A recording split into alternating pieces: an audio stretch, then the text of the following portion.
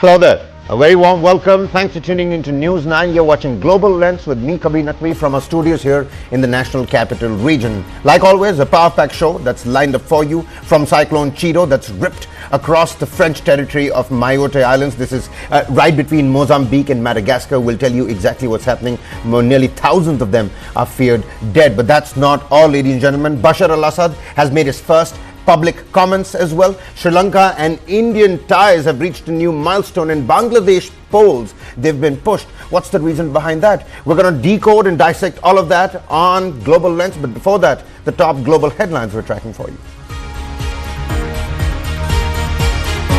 Ousted Syrian leader Bashar al-Assad makes his first public comment, says his departure from Syria was not pre-planned but a reactive measure to the immediate threat.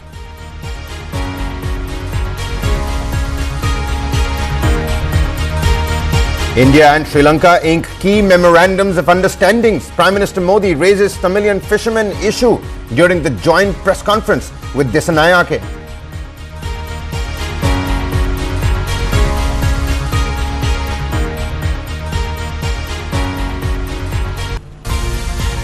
Bangladesh to hold elections in late 2025 or early 2026, says head of the interim government Muhammad Yunus. What's the Yunus game plan? We're going to decode. Stay tuned.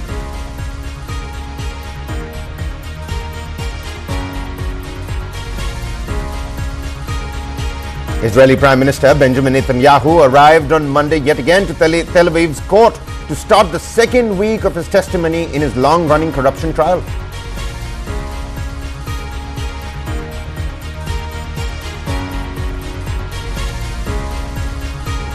You've got Russian President Vladimir Putin accusing the West of pushing Russia to its red lines, says Moscow had been forced to respond.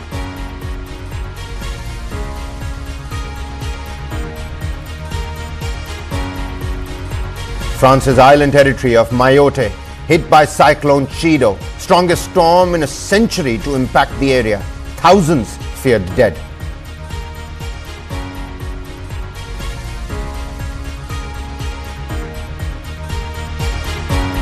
Tabla maestro Zakir Hussain passes away at the age of 73 in San Francisco due to idiopathic pulmonary fibrosis.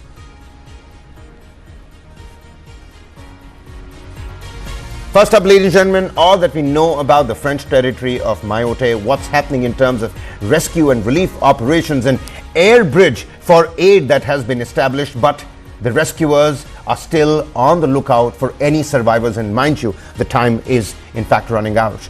Winds of at least 140 miles per hour from Cyclone Chido left the entire Mayotte island devastated. This is the French Overseas Department of Mayotte, leaving an estimated 1 lakh people without shelter or water and hundreds, possibly thousands, dead. The devastating aftermath of Cyclone Chido, captured on mobile cameras, providing a first-hand account of the destruction wrought upon the French overseas territory. The cyclone, described as the most powerful to hit the region in nearly a century, has left the island in a state of crisis. Local officials fear the death toll could potentially reach into the thousands, particularly in the poorest areas where makeshift housing was prevalent, like you can see in the drone visuals we have for you.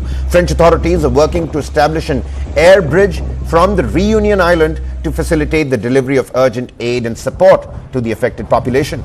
The National Gendarmerie drove through the French-Indian Ocean archipelago of Mayotte to find overturned containers and flattened homes after Cyclone Chido swept through the areas overnight. People filmed the extensive damage in their neighborhood in Mamoudzou, the capital of Mayotte. The footage shows widespread destruction along the coastline, with numerous boats destroyed and infrastructure, including a graveyard, severely damaged as well.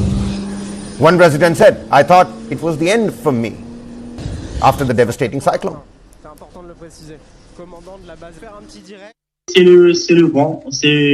It was the wind blowing, and I was panicked. I screamed, "We need help, we need help." I was screaming because I could see the end coming for me. It smashed right into us here, and to be honest, it was complicated. It was a complete disaster. Lots of houses and even towns are wiped out, especially the slums, because for the houses made of bricks, it's just the roofs. Meanwhile, ladies and gentlemen, here's everything you need to know about Mayotte. The cyclone hit French territory. A brief look at the small Indian Ocean archipelago hit by what local authorities call an immense catastrophe. Now located east of Comoros, about 185 miles from Madagascar, the land area accommodates about 144 square miles. This is 3 times of the size of Paris. And in terms of the population, according to recent estimates, it's about 321,000 people on the archipelago. It was colonized by France in 1843, annexed in 1904, and voted to stay French in 1974 and the 1976 consecutive referendums. France's poorest department out of all, reliant on French aid. 84% of the islanders here in Mayotte live below the poverty line, and over 40% survive on less than 160 euros a month. Now, we earlier heard the French foreign minister speaking from the ramparts of the European Union Parliament as well, speaking about how EU role is going to be equally important in this fight for rebuilding Mayotte. Toutes mes pensées vont ce matin. All my thoughts this morning are with our compatriots in Mayotte, who are suffering the tragic consequences of the disaster that has struck the island.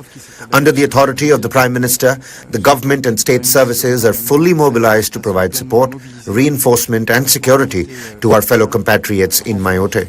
This week, we will be working with the European Commission to ensure that European solidarity is in place to support the reconstruction effort that lies ahead. Well, we earlier showed you those visuals as well of French soldiers deploying for Mayotte from the neighboring Reunion Island, and rescue efforts continued today as well to assist the devastated island of Mayotte after Storm Chido hit the French territory. Soldiers were seen boarding the A400M military aircraft from the Reunion Island, like you can see on your screens, a neighbor to Mayotte in the Indian Ocean. An A400M military aircraft was also loaded with aid on an airbase near the city of Orleans as well. Now, the storm was the strongest to strike Mayotte. This is in more than 90 years. French weather services Météo France have also confirmed the same. But the full extent of the casualties and the damage in Mayotte, which lies between Mozambique and Madagascar, remain unclear. Emergency workers sought survivors on Monday and struggled to clear blocked roads, which apparently is the main challenge for the rescue and relief workers, and restore services in Mayotte, France's poorest overseas territory, where hundreds or even thousands are feared dead from the worst cyclone to hit the Indian Ocean islands in nearly a century. French Interior Minister Bruno arrived on the French Indian Ocean archipelago of Mayotte. Asked about the death toll from Cyclone Chido, the French Interior Minister said it will be difficult to account for all the victims at this point in time.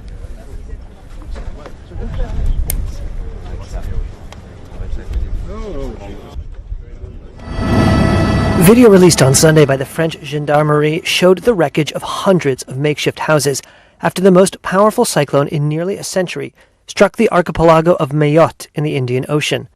A top local official told a local outlet that several hundred, maybe even thousands, may have been killed by Cyclone Chido.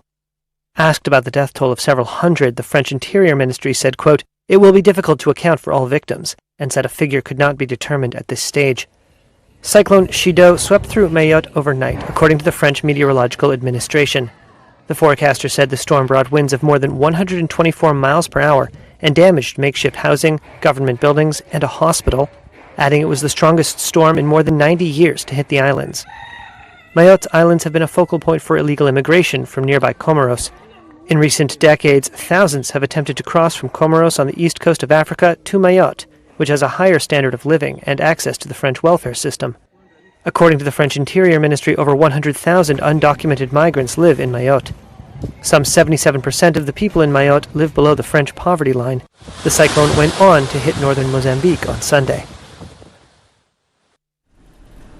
Well, we're going to bring you all the latest details vis-a-vis Cyclone Chido that ripped across the island of Mayotte, French territory in the Indian Ocean. We're shifting our focus here because, like you can read from the big screen over here, it certainly is a new milestone vis-a-vis the Indian and Sri Lankan ties. Now, Indian Sri Lankan ties, they're certainly deepening. Prime Minister Modi and President Desanayake announced plans to finalize a defense pact soon and strengthen regional security through the Colombo Security Conclave. And on the economic front, India is going to boost energy, trade and connectivity projects with $5 billion in aid, already supporting Sri Lanka's development. Education ties, we're talking about scholarships for 200 students and special and specific training for 1,500 civil servants. Prime Minister Modi also welcomed the Sri Lankan president, calling this visit a step towards a shared future of peace and prosperity as well. Ladies and gentlemen, joining me on the broadcast to speak more on this and help us dissect these new deepening ties, we've got Aruna Kolatunga, former advisor to government of Sri Lanka, joining us live from Colombo in Sri Lanka. Very warm welcome to you, sir. Thank you so much for patiently waiting. You know, even before we listen in to some of those excerpts from the President of Sri Lanka and the Indian Prime Minister, first and foremost, just to get the ball rolling here, all the headlines here in India, sir, are talking about how this is a new milestone. Were people back at home in Sri Lanka also waiting with bated breath about what was to be coming out of this meeting, some important MOUs that have been signed? We're talking about energy and trade connectivity. How can you help the viewers here? Thank you for having me, Kaveh, first of all. This is interesting because this is coming a full circle for President Dissanayake. I'm not sure whether your viewers would be aware that in 1988 and 89, President Dissanayake was a member of a party that had a fairly violent uprising against Indian forces present in Sri Lanka, the IPKF episode. Two of your union ministers, Mr. Haradip Singh Puri and Foreign Minister Jayashankar, were diplomats in Sri Lanka at that point of time, and they would remember the situation then very well. Having said that, about 1 year ago, I think it was Mr. Ajit Duval and Mr. Jayashankar who organized this trip. They invited Mr. Dissanayake, who was not then the president, to India, and it was a very successful tour for him. And I think that's where everything turned for him as well, and actually opened the path for him to be the president. So, in terms of what has been agreed now, these are not new. We've always been close to India. India is our closest neighbor. And we believe that the umbilical cord that is a virtual umbilical cord that is there is not going to be cut anytime soon or ever in that sense. As far as the MOUs that have been signed, one of the most important one would be, in my opinion, the MOU on energy. India has been working with Sri Lanka to have a undersea or probably a overhead cable, high, what we call HDVC cable, running from India to the northern part of Sri Lanka, where the original idea was that Sri Lanka would be supplying excess energy from Sri Lanka to India. But given how things have progressed here, I think it would be more Indian energy or Indian power coming to Sri Lanka. Now, there's a little bit of come to that, Mr. Kolatunga, because we need to understand the role of this new, liquefied natural gas and, an energy grid that's going to come into connection as well for Sri Lanka's energy sector that has taken a recent, massive hit, given the economic crisis and the meltdown that we saw about 2 years ago. How is this going to impact Sri Lanka's energy sector, the LNG MOU? There is some doubts as to how it is going to work out, because it's something that it's a long-term plan, and I hope it will work out. But at the same time, they have also reopened another negotiation with China as well on this one. So we have to wait and see how far and how soon this is going to be implemented. So it appears that Petronet is going to supply LNG in containers, and from there it comes from India in containers to a depot in Colombo port, and then from there it will be supplied to what we call the multi-phase thermal generating turbines that we have. That's about 600 megawatts at the moment, but I've seen papers which says that it might go up to about 1,200 megawatts in the next couple of years. But there is some opposition to that in Sri Lanka, simply because of the cost that is there. The opposition says that renewable energy, which we have in abundance, wind and solar should be given priority rather than thermal LNG. But again, the other side of the coin is that we also need something called base load. And for base load, LNG seems to be the best option that we have. So it is something that has been in the cards for a while. This particular Petronet deal was signed about 2 years ago, and it was even before that where the talks were held. So hopefully it will be implemented now, and it will be implemented soon. So on the other hand, we have an issue with, as you know, with Adani having a wind farm in one of our environmental sensitive areas. If that is also resolved, I think we can look forward for a much more clearer future in terms of the energy roadmap of Sri Lanka. No, you're absolutely right. Mr. Kolothanga, do stay on with us. Let's quickly listen in to leaders of both the countries, Prime Minister Narendra Modi and President Desanayake, as they gave that joint press conference as well. मैं राष्ट्रपति दिशा नायक का भारत में हार्दिक स्वागत करता हूं। हमें खुशी है कि राष्ट्रपति के रूप में अपनी पहली विदेश यात्रा के लिए आपने भारत चुना है। आज की इस यात्रा से हमारे संबंधों में नई गति और ऊर्जा का सृजन हो रहा है। हमने अपनी पार्टनरशिप के लिए एक फ्यूचरिस्टिक विजन अपनाया है।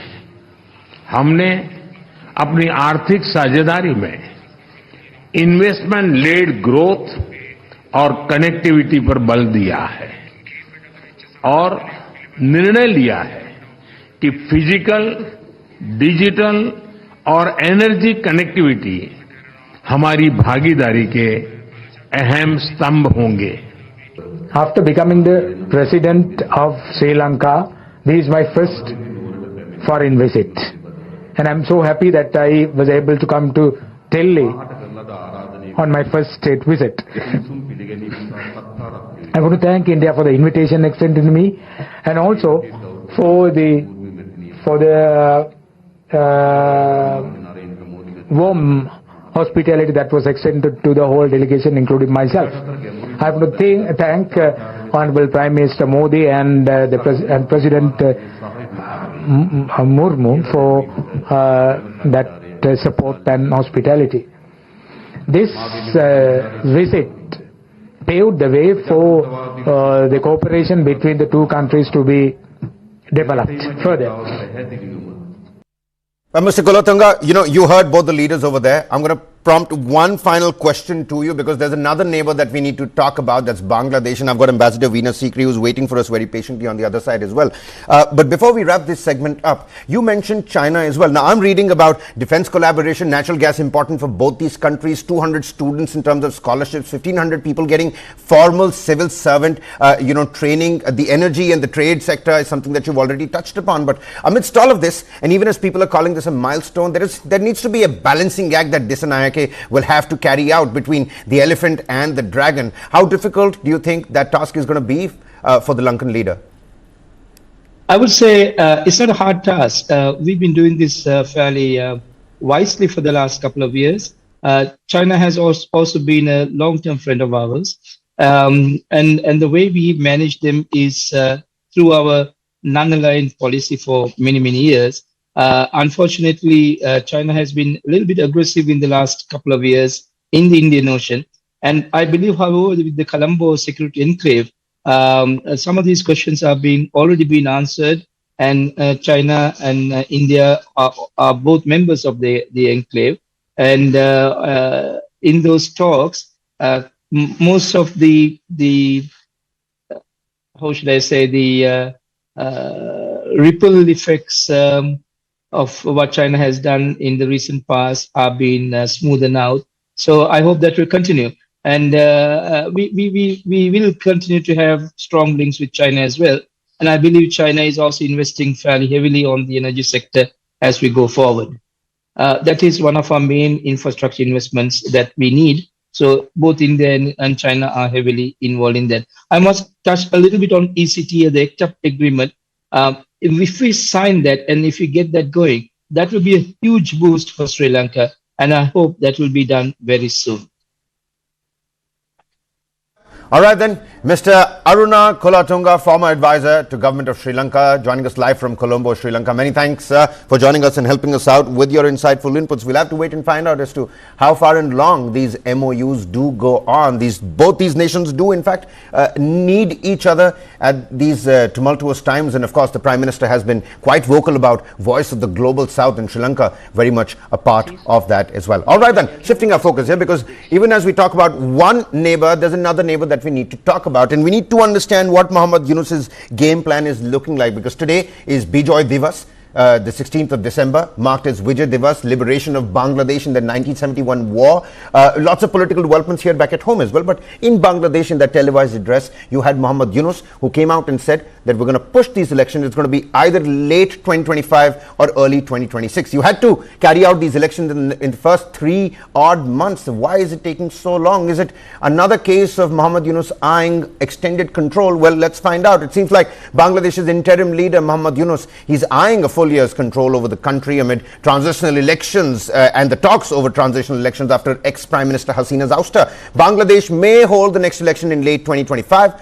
or first half of 2026, and Mohammad Yunus said the same in that televised address. He however said that the timing of the election will largely depend upon political consensus and the extent of the reforms that must be carried out. Joining me here on the broadcast is Ambassador Yunus, former High Commissioner of India to Bangladesh. A very warm welcome to you, Ambassador. Always a pleasure to have you with us on News9. First and foremost, I'm not going to talk about whether the updation of the voter list is actually a problem at hand for Mohammad Yunus or not. Let's, get right down to the brass tacks.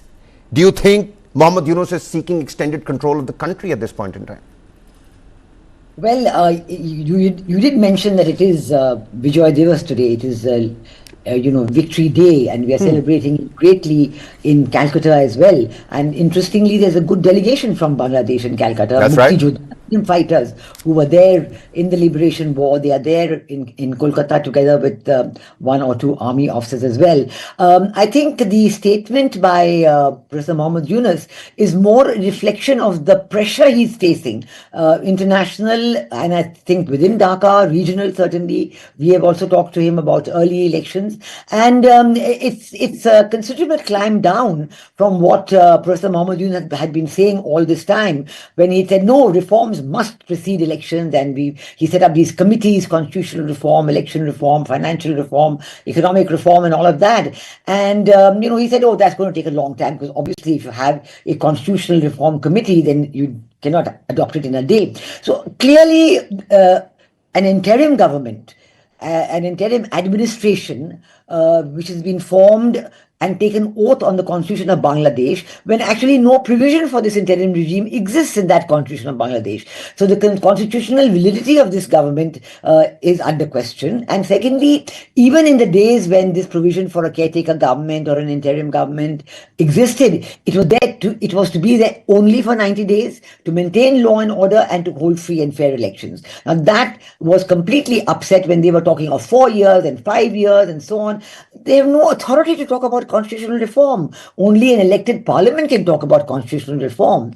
And you cannot say that you're going to take a decision on constitutional reform before the elections. So all this has created a lot of, I think, dissatisfaction within Bangladesh, because while many of them were very much aware of the anti-incumbency against Prime Minister Sheikh Hasina, they are still looking forward to early elections. If they had a problem with expressing their vote then, they certainly want to express it now as soon as possible. And I think this is something that that Professor Mohammad Yunus has recognized. Maybe he's unable to control the situation, maybe he's unwilling to do it, but he has recognized that under pressure he has to announce early elections. So he's brought it down to a year, end of 25 or early 26. But I think this is going to further change, because there's going to be further pressure. And I think, when... Facts here. Because, of course, people have already started talking about erosion of democratic legitimacy, loss of public trust. Whether this is being done for political mileage is again going to discredit the Mohammad Yunus interim government. But then again, we've seen it time and again. There's risk of widespread protests. The political environment seems to be volatile. There are several challenges to the implementation of these necessary reforms, like you're pointing out. And of course, there's going to be lack of foreign investment, which is very much necessary and important in this atmosphere of political uncertainty for Bangladesh.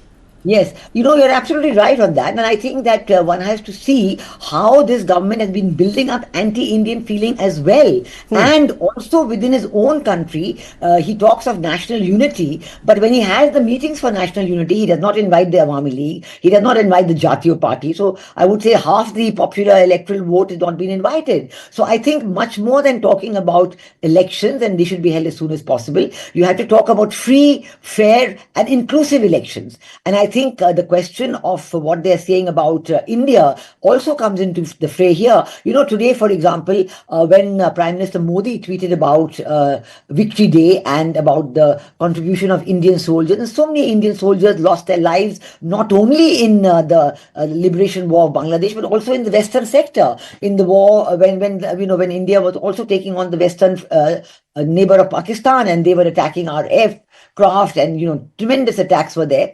And the Asif Nazrul is one of the leaders and advisors to the Bangladesh interim regime. He comes out and attacks our prime minister for saying that why is he saying this and why is he not recognizing that we did it, the Bangladeshi people did it, India, almost saying that India had nothing to do with it. Now, this is something that the people of Bangladesh will not accept, because they know it was a joint command. India and Bangladesh fought shoulder to shoulder, and the Bangladesh people, of course, bore the brunt of the genocidal attacks on them by the army of Pakistan. It is only with India's training and help and constant support in every way, but it's the strong will and unity and determination of the people of Bangladesh themselves that helped them to overcome the genocidal attacks and help them to win the victory war. So this is a kind of typical anti-Indian propaganda that is being fed to the people, even by advisors in the interim regime itself. So I think this is something that the interim regime has to learn to understand, that they cannot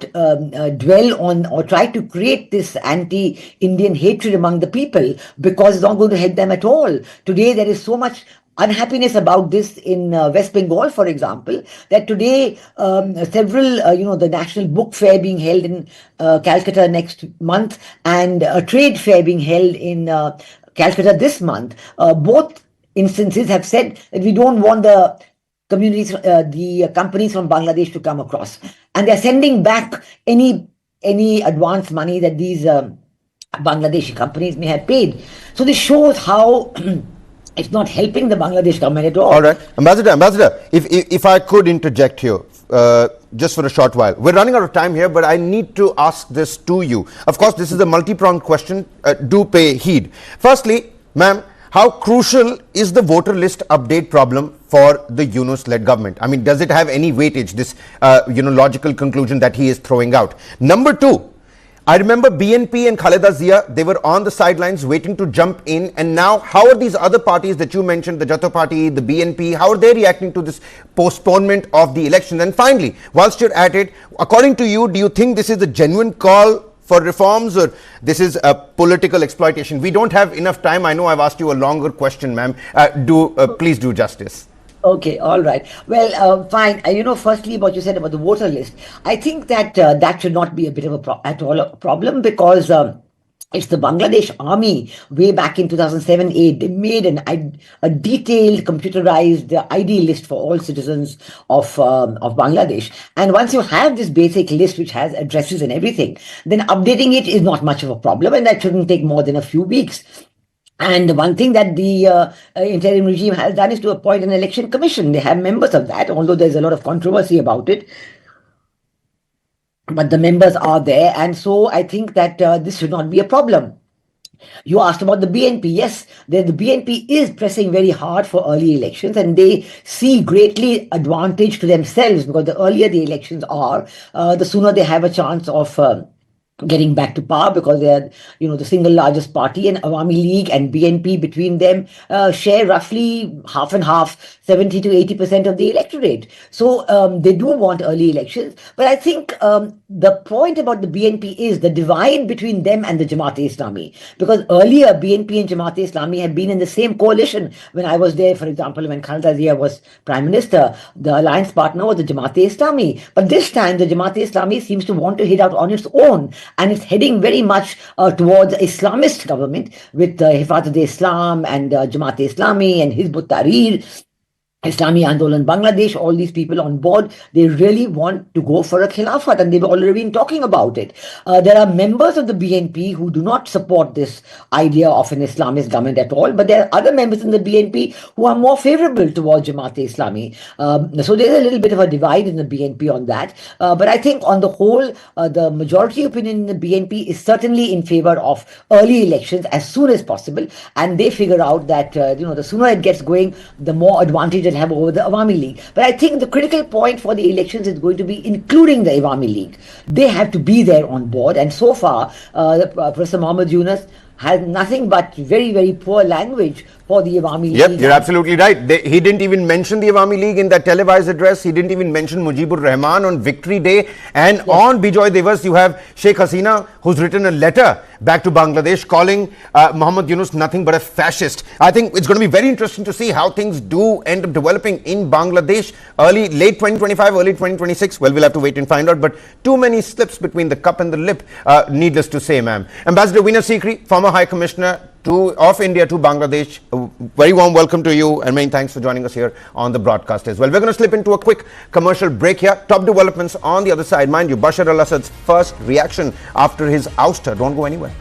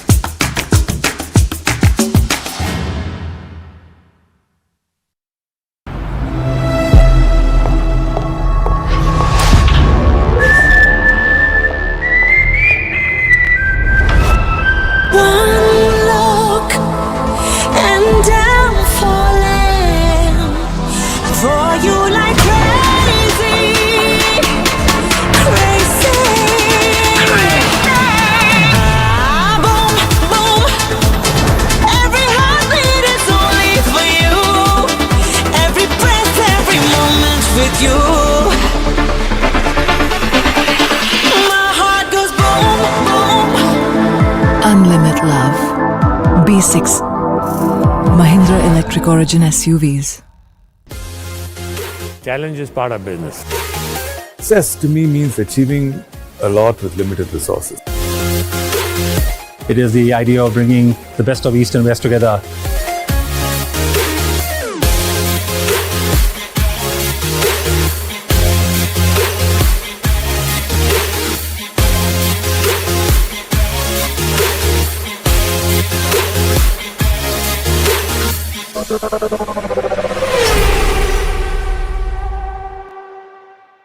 He said, Thomas, if it were not for my grandmother, who was my light of my life, I would have stayed back in the US and married the girl who I loved and I wanted to marry. He said, two things brought me back to India. Number one is that my grandmother, who meant everything to me, she took ill. And the other half was that grandmother used to always tell him, please understand, Tata stand for certain principles and normative values. At some point of time in your career, you will have to embrace it unfailingly and ensure that there is no deviation from the path which Jamshedji, the founder, had shown for the entire Tata family.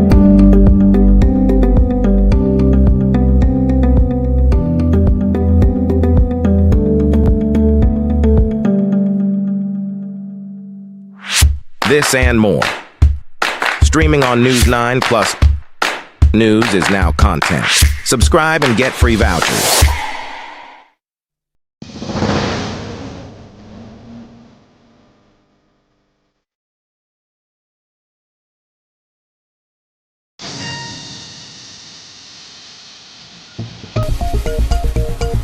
Back, you're watching Global Lens on News 9.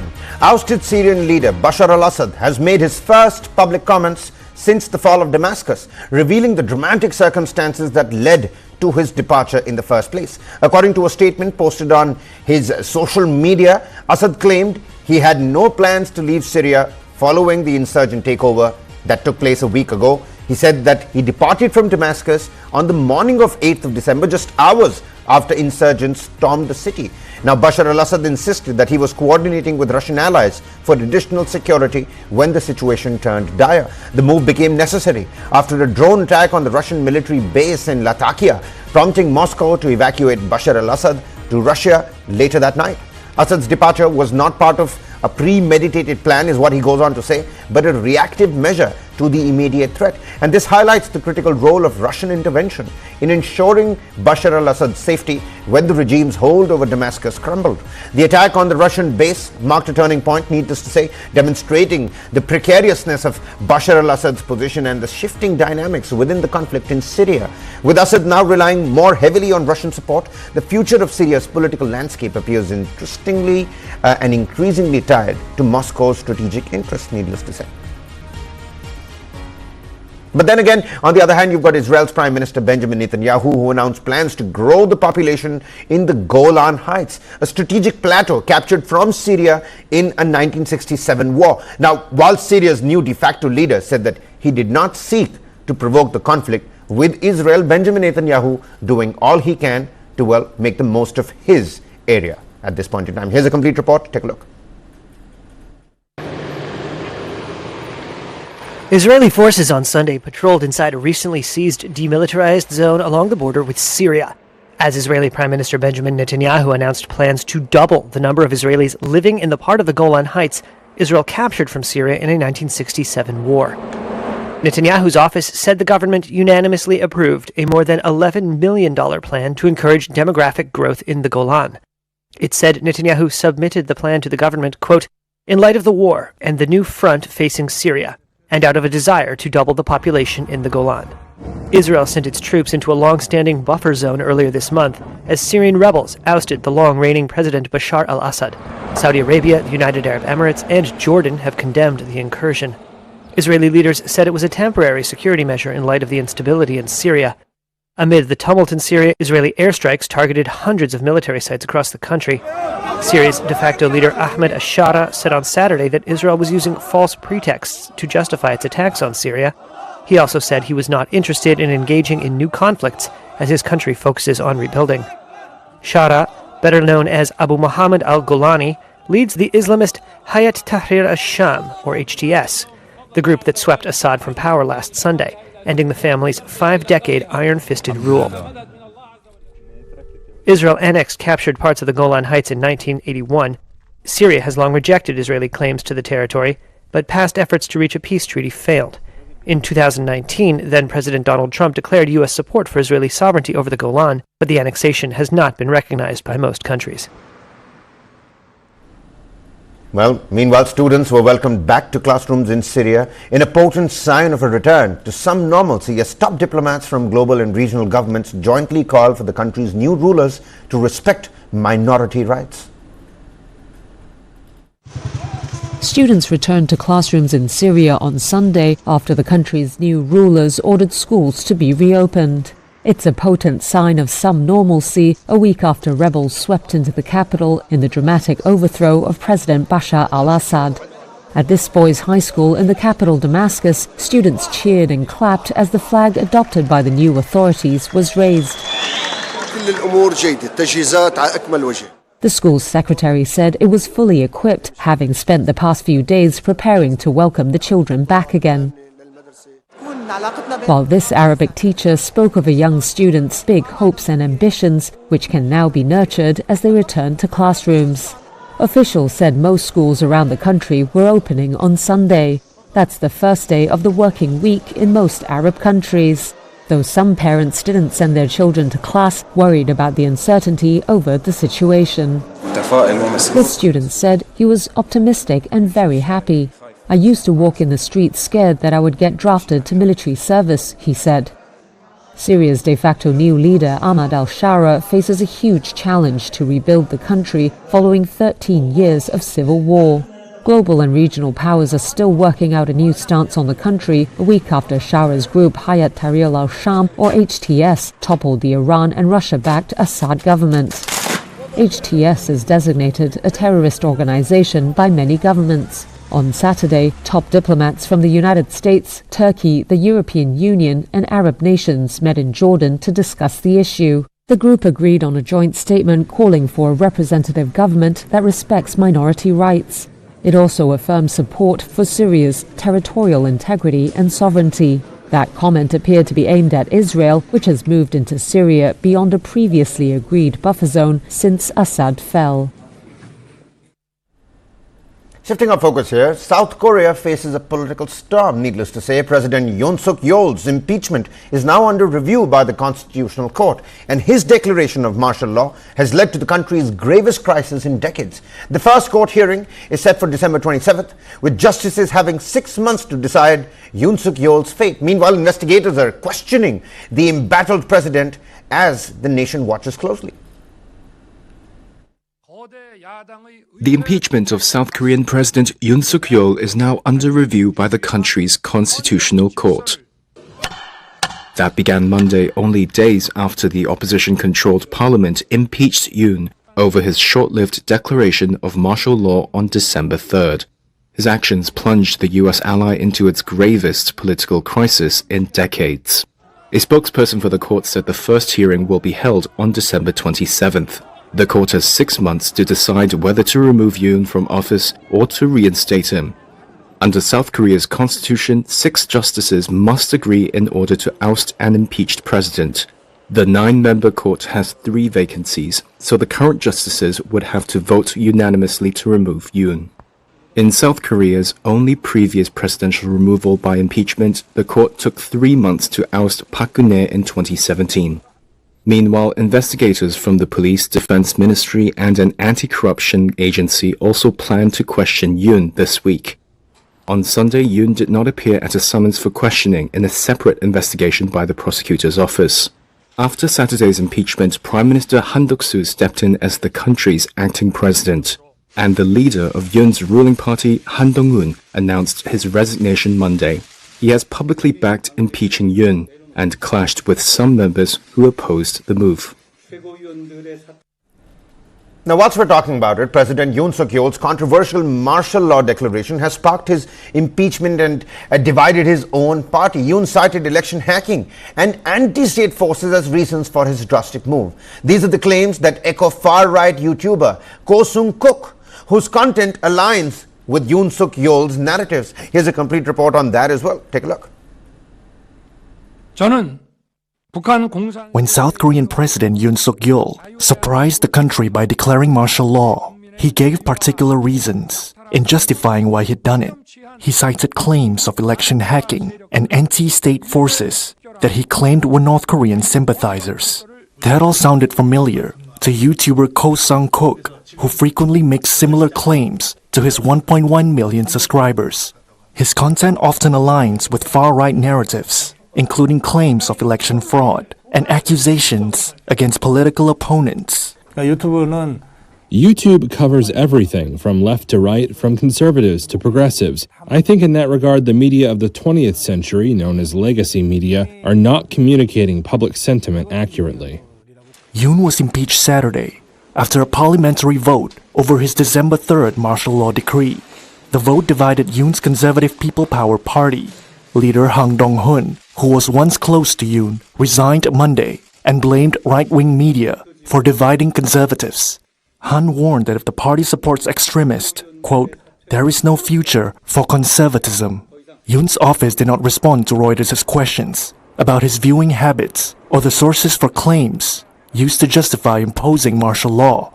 YouTuber Ko says he isn't sure if Yoon watches his channel, though he was hopeful. If President Yoon Suk-yeol listens closely to the voices of YouTubers, he may understand what the people really think, what the public sentiment of the president's supporters are. That's what I'm expecting. South Koreans turn to YouTube for news, far more than the global average. 53% of South Koreans use it for news, up from 24% in 2016, according to the Korea Press Foundation last year. Critics say Yoon has been drawn to right-wing, anti-establishment media, and uses language popular among far-right YouTubers. In 2022, he invited right-wing YouTube activists to his inauguration and appointed a YouTuber who spread claims about Chinese communist influence in politics, to lead the Public Servant Training Agency. Sociology professor Shin Jin-wook says Yoon's recent language, especially in his martial law declaration, closely mirrors far-right rhetoric. The language that President Yoon has used for the past 2.5 years, and most of all in his recent declaration of emergency martial law and the decree, appears to be almost identical to what the far-right people use, according to my research. A 2018 survey by Chosun Ilbo found that 70% of participants in the far-right rallies relied on YouTube as their main news source. Well, China's economy and Trump's tariffs. You've got the dragon's economy showing mixed signals. Industrial output growth picked up in November, but retail sales fell short of the expectations. And this adds pressure on Beijing to boost stimulus measures as the country braces for more U.S. trade tariffs under Donald Trump's second administration. Chinese shoppers are giving policymakers in Beijing a headache. Monday saw a mixed bag of data on the country's economy, and retail sales were one big disappointment. They did rise, up 3.3% in November, but that was way down on the previous month and far below forecasts. And that's despite big promotions by online stores and government-subsidised trade-in programs for some sectors, including autos. There was a slightly better outlook in other areas. Industrial output rose 5.4% in November, just ahead of both the previous month and forecasts. Even so, the mixed figures are likely to maintain pressure on officials for more stimulus. All the more so with a second Donald Trump administration looming. They don't like tariffs, but we're doing the tariffs. The US president-elect has vowed to impose steep new tariffs on imports from China, threatening a big blow for the country's exporters. At a closely watched meeting last week, top policymakers in Beijing promised to raise the budget deficit, issue more debt, and make boosting consumption a top priority. A years-long property crisis continues to pose a big challenge, with some 70% of household savings parked in real estate. Monday's figures showed new home prices falling again, but at their slowest pace in 17 months. That's after recent moves by officials to boost the sector with measures including cuts to mortgage rates. But most market watchers predict a sustained recovery in real estate remains a long way off. Meanwhile, turning our focus to Australia, where 7 tourists, including 4 Australians, were hospitalized in a suspected case of alcohol poisoning at a resort in Fiji. Now, Australia Treasurer Jim Chalmers said at a press conference that consular officials were helping those impacted along with their families, while Fiji's own police were leading an investigation into the poisoning case. This is very concerning news out of Fiji, with 4 Australians hospitalised over the weekend. We are thinking of the friends and family of the people who are affected. This is no doubt a very distressing time for them. DFAT officials are in contact with those affected Australians, and they're providing consular assistance. I wanted to thank and acknowledge the very fine people of DFAT for the effort that goes in situations like this. Obviously, if Australians are travelling, be very alert to the potential risks, in this case around drink spiking and alcohol poisoning. Don't leave your drinks unattended. Pay attention when your drinks are being mixed, and get urgent medical help if you suspect that's something. Well, shifting our focus back to the United States, where you've had US President Joe Biden and Vice President Kamala Harris that together reflected on their administration's achievements and expressed gratitude for their party's support at the Democratic National Committee's holiday reception just this weekend. The one thing I've always believed about public service, and especially about the presidency, is the importance of asking yourself, have we left the country better shape than we found it? Today, I can say with every fiber of my being, with all my heart, the answer to that question is a resounding yes. It's also been an incredible honor to serve with someone of immense character that she demonstrated through her entire career, Kamala Harris.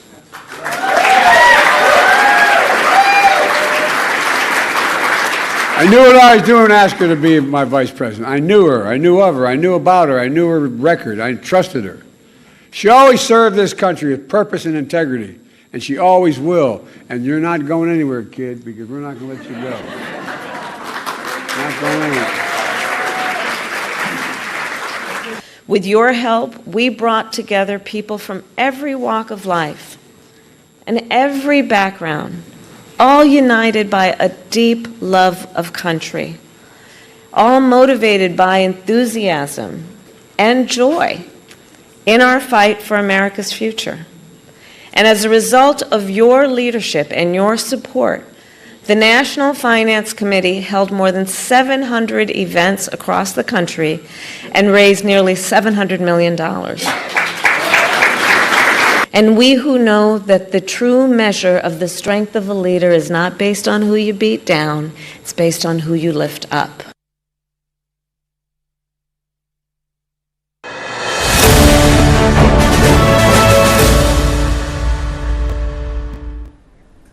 And before we wrap this segment of Global Lens, it's important to bid adieu to one of the most renowned tabla maestros that one ever knew, putting tabla on the world map, let alone that Vahataj iconic advertisement as well. The legendary tabla player Zakir Hussain, he died in San Francisco at the age of 73. Tributes are pouring in from left, right, center for the man who put tabla on the world map. And here's a look at his journey from a prodigy to a global maestro.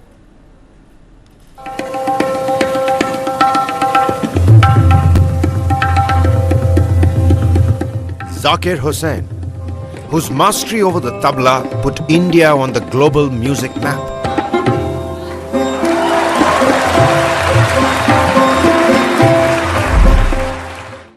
Died in San Francisco on the 16th of December at the age of 73. He is survived by his wife Antonia and daughters Anisa Qureshi and Isabella Qureshi. Born to legendary tabla maestro Allah Rakha, on the 9th of March 1951, music ran in his blood. His brother Tawfiq Qureshi is also a celebrated percussionist and composer. Just this year, the tabla maestro won 3 Grammy Awards. Honored with the Padma Shri in 1988, the Padma Bhushan in 2002, and the Padma Vibhushan in 2023. He was among the brightest stars in the Indian classical galaxy, along with sitarist Pandit Ravi Shankar and flautist Hari Prasad Chaurasia. Legend has it that his father and teacher, Allah Rakha, whispered tabla rhythms in young Zakir's ears instead of prayers. When questioned by his mother, his father, a devout Muslim, said he worshipped goddess Saraswati and Lord Ganesha, so this is how he prayed. Growing up in a chawl in Mahim, Mumbai, the musical prodigy began performing at concerts at 7. Zakir Hussain brought global attention to Indian classical music. He collaborated with a range of musicians from the east to the west. These included Jugalbandis with legends such as Pandit Ravi Shankar, Ali Akbar Khan and Pandit Shiv Kumar Sharma. In the west, he collaborated with the biggest musical icons, the Beatles, Yo-Yo Ma, Charles Lloyd, Mickey Hart, George Harrison and John McLaughlin, you name it. Zakir's music was genre-defying and inclusive. In 1973, he co-founded the band Shakti with McLaughlin that amalgamated Indian classical music with jazz. Shakti's first studio album in 46 years, This Moment, won a Grammy for the Best Global Music Album in 2024. His other collaborations with Planet Drum and Global Drum Project also earned him Grammys in 1991 and 2008. In the year 1994, women readers of Gentleman magazine voted Zakir the sexiest man in India, ahead of Amitabh Bachchan. The Taj Mahal tea commercial featuring him made Zakir a household name. With his passing, Indian music has lost a timeless beat, saying, "Wow, Ustad," won't have the same ring any longer.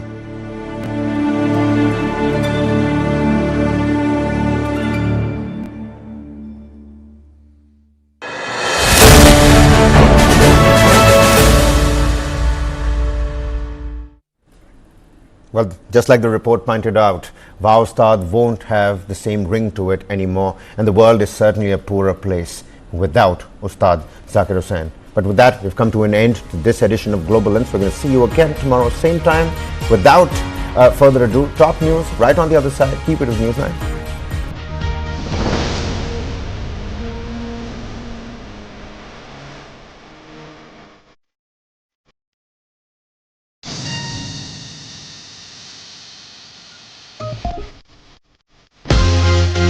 Challenge is part of business. Success to me means achieving a lot with limited resources. It is the idea of bringing the best of East and West together.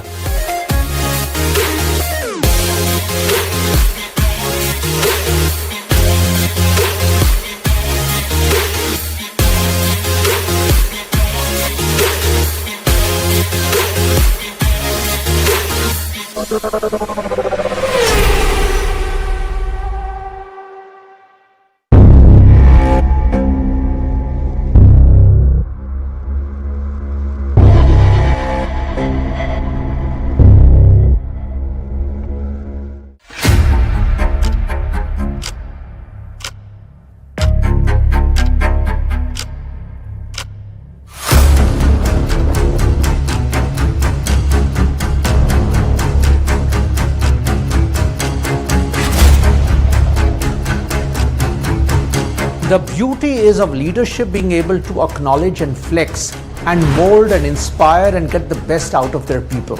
Unfortunately, there's no holy grail. There can be an organization that's the darling of the markets, doing well, delivering results. If Shakespeare had been there, I think probably he would have written another tragic comedy. The wages, the work conditions of these white-collared workers is far better